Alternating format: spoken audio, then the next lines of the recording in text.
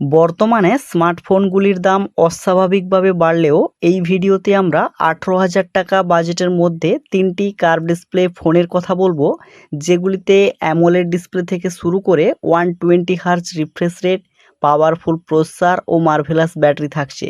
তাই ভিডিওটি শেষ পর্যন্ত দেখুন। আর চ্যানেলে নতুন হয়ে থাকলে প্লিজ সাবস্ক্রাইব করে রাখুন। তো এই লিস্টের 3 নম্বরে যে ফোনটি রয়েছে সেটি হলো লাভা অগ্নি 2।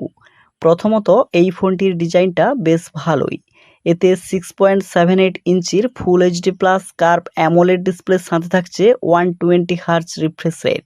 আর ক্যামেরা পারফরমেন্সের জন্য ব্যাক সাইডে 50 মেগাপিক্সেলের প্রাইমারি ক্যামেরার সাথে 8 মেগাপিক্সেলের আলট্রা ওয়াইড, 2 মেগাপিক্সেলের ম্যাক্রো ও 2 মেগাপিক্সেলের ডেপথ সেন্সার রয়েছে।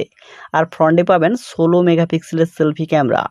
এছাড়া ফোনটিতে 4700 এমএইচের ব্যাটারির সাথে পাবেন 66 ওয়াটের ফাস্ট চার্জিং সিস্টেম।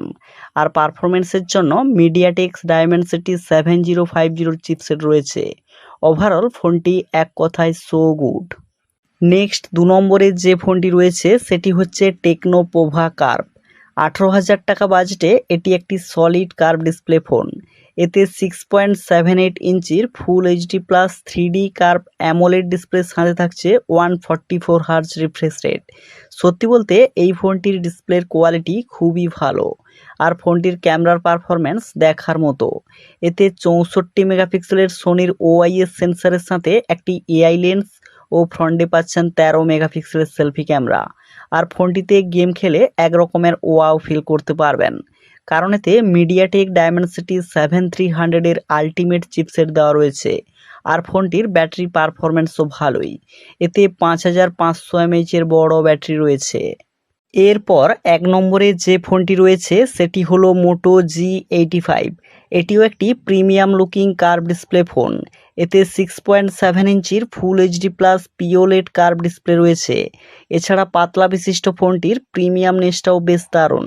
আর মোটো G85 ফোনটির ক্যামেরার কোয়ালিটিটা দেখার মতো।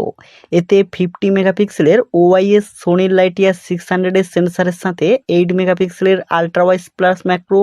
আর ফ্রন্টে পাচ্ছেন 32 মেগাপিক্সেলের সেলফি ক্যামেরা। তাছাড়া ফোনটির গেমিং পারফরমেন্সও ভালোই। এতে Snapdragon 6S Gen 3 powerful chipset দেওয়া রয়েছে।